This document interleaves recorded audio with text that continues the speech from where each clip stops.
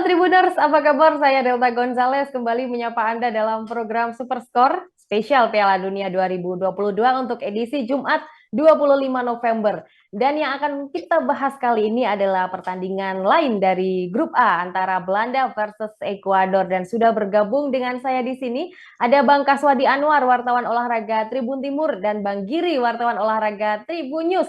Halo Bang Kaswadi, Bang Giri. Halo Mbak Halo, Delta, Bang Kaswadi. salam Ya, olahraga. oke. Kita berkumpul untuk membahas antara Belanda versus Ekuador. Di sini persaingan sangat ketat di grup A ya, karena Belanda bersama Ekuador di match pertama sama-sama menang, sama-sama mengoleksi 3 poin.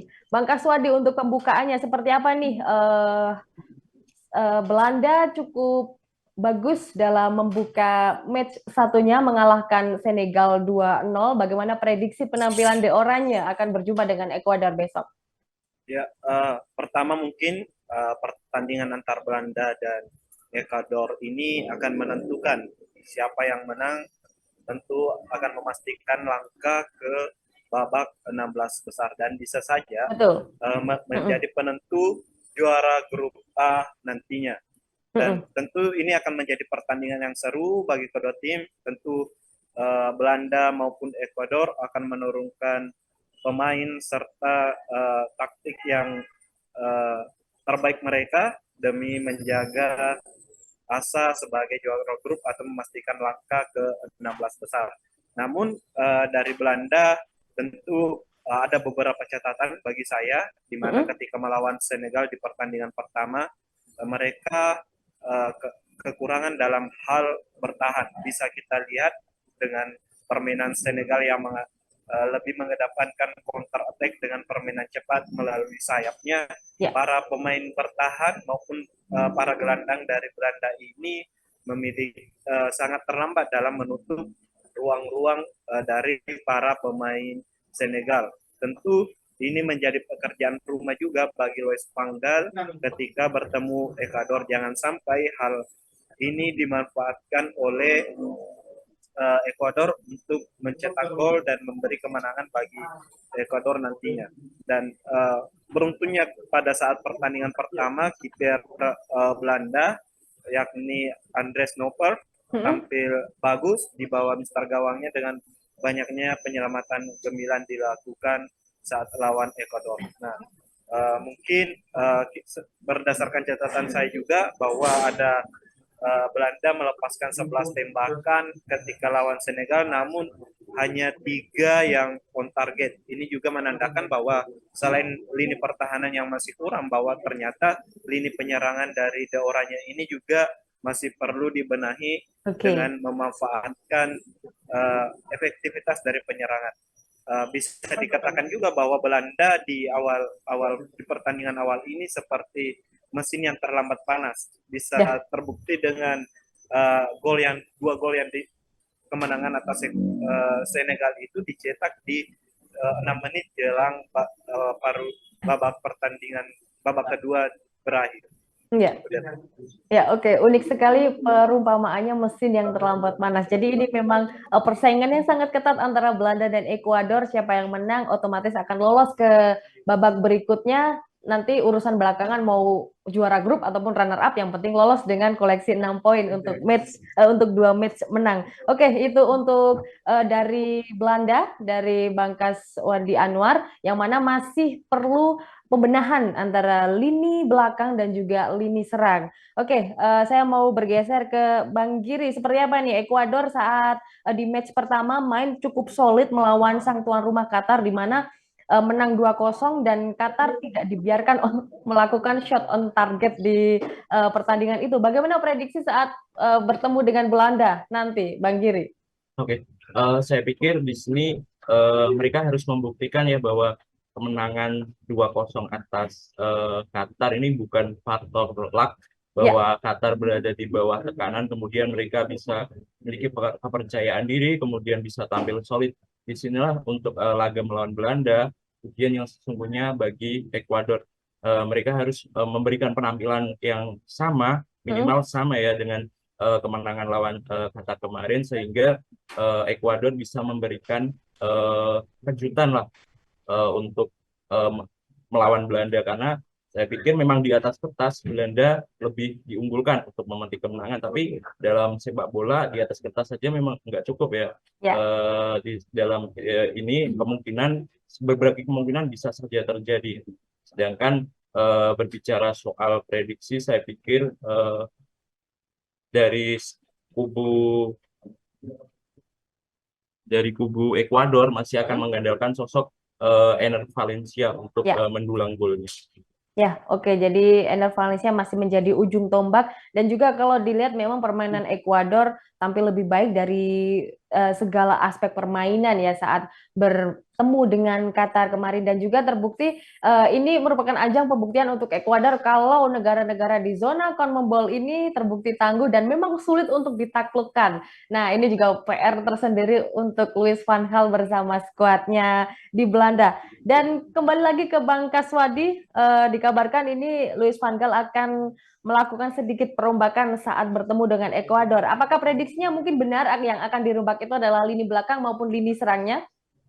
Ya, kalau saya untuk dari segi komposisi pemain yang diturunkan di pertandingan awal cukup bagus, namun yang bermasalah memang dalam transisi juga dari menyerang ke bertahan.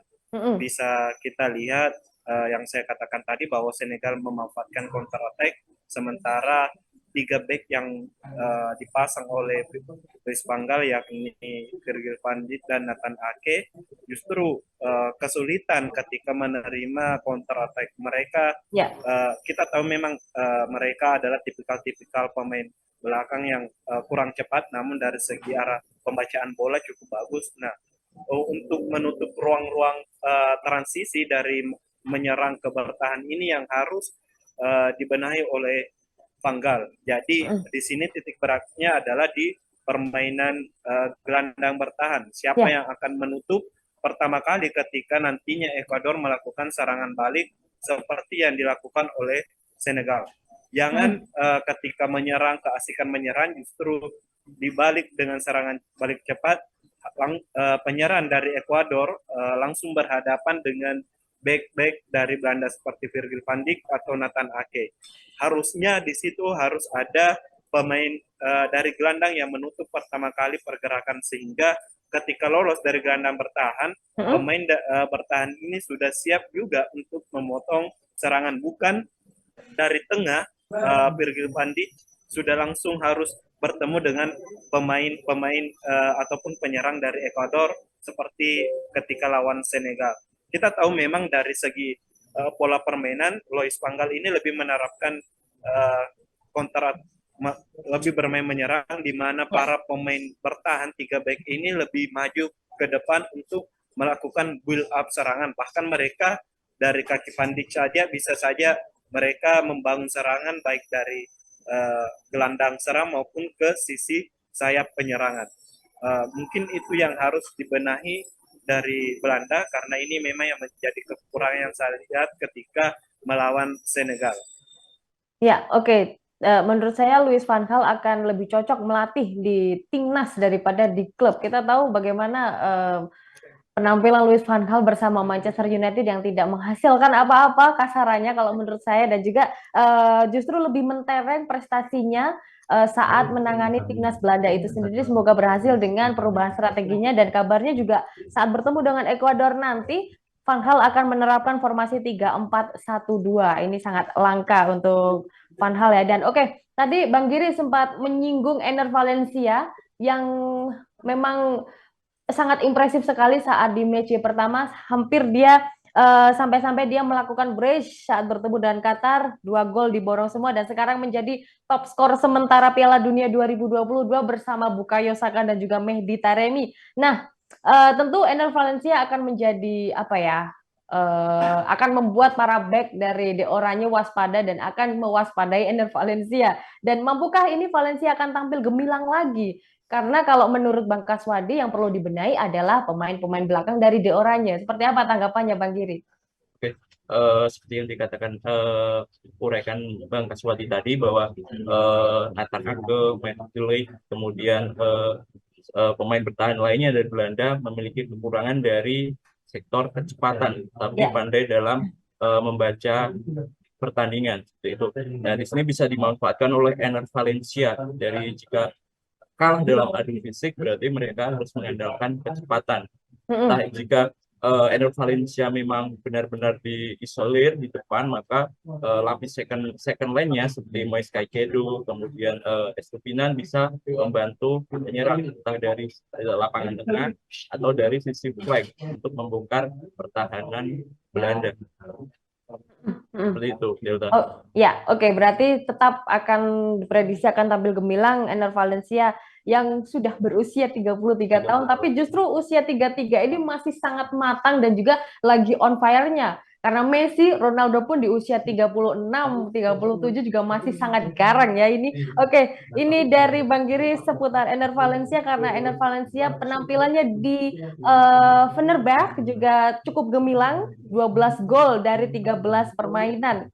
Dan oke, kita ke kubu Belanda, Bang Kaswadi. Selain Ener Valencia yang merupakan juru gedor dari Ekuador, Belanda memiliki Gakpo. Gakpo ini masih 23 tahun, 10 tahun lebih muda dari Ener Valencia, tentunya lebih impresif, lebih semangat dan juga lebih memiliki ambisi. Waktu itu menjadi pembuka keran gol saat berjumpa dengan Senegal. Apakah Van Gaal akan mempercayai Gakpo kembali di lini serang?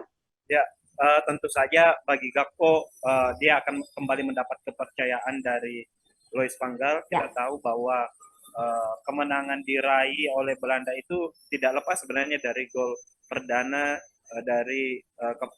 dari Gakpo di menit 84. Jika tidak, mungkin bisa saja hasilnya berbeda dengan hasil imbang yang diperoleh oleh Belanda. Meskipun kita tahu bahwa memang Gakpo masih berusia muda, masih 23 tahun, namun dari segi permainan tinggal dimatangkan lagi untuk bisa saja menjadi salah satu penyerang ataupun winger yang hebat di dunia.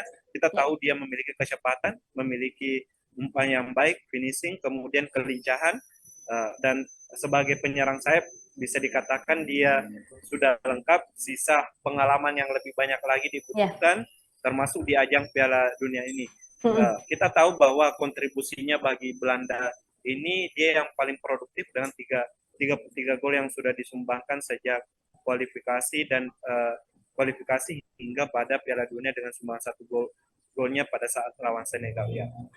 Tentu Belanda sangat berharap banyak pada Gakpo ketika memang lini serang mereka mengalami kebutuhan seperti Memphis Depay yang tidak bisa mencetak gol, diharapkan dari lini lain yang bisa mencetak gol termasuk dengan Gakpo, dan bisa saja dia menjadi pemain muda yang menjadi bintang di Piala Dunia dan bisa mengangkat karirnya sendiri sebagai pemain dan bermain di liga-liga elit Eropa.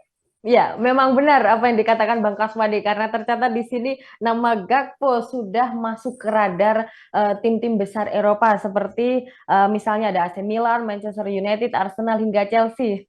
Liga Inggris kebanyakan ya ini ya, dan sudah nama Gakpo ini sudah masuk ke bursa transfer Windows yang akan berjalan di Januari 2023. Nah, ini merupakan ajang bagi Gakpo untuk bisa menunjukkan kualitasnya mumpung dia juga masih muda dibandingkan dengan Ener Valencia yang sudah 33 tahun. Nah, saya mau ke Bang Giri ini ya. Gakpo sedang gacor-gacornya ini dengan usia yang masih muda dan juga rising star dari Belanda. Seperti apa nanti lini belakang Ekuador yang akan berhadapan dengan Gakpo?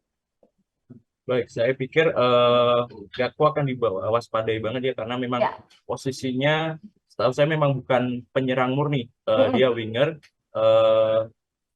Dia akan muncul dari blank set untuk memberikan ancaman dan gol untuk Belanda, untuk kemenangan Belanda. Jadi saya pikir pemain seperti Estupinan, kemudian Sarmiento maupun trio Brighton lainnya bisa memberikan pengawalan ketat kepadanya. Kemudian salah satu kunci untuk mematikan mematikan pergerakan dari Gakpo adalah mengunci lapangan tengah Belanda.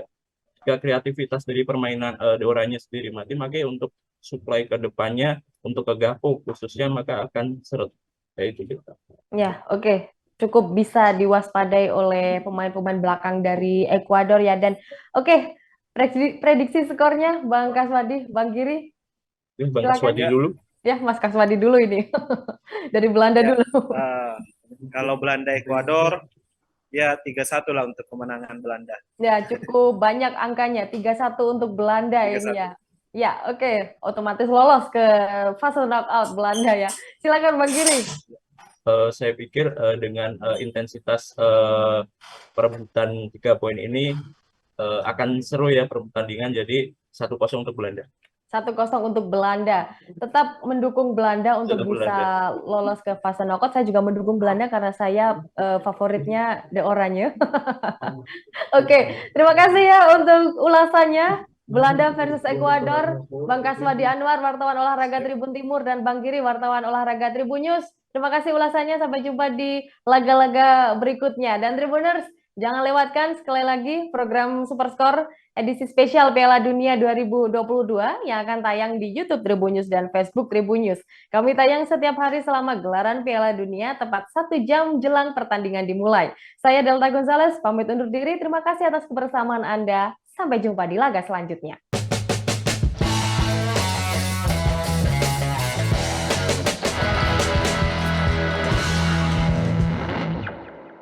Terima kasih sudah nonton. Jangan lupa like, subscribe, dan share ya.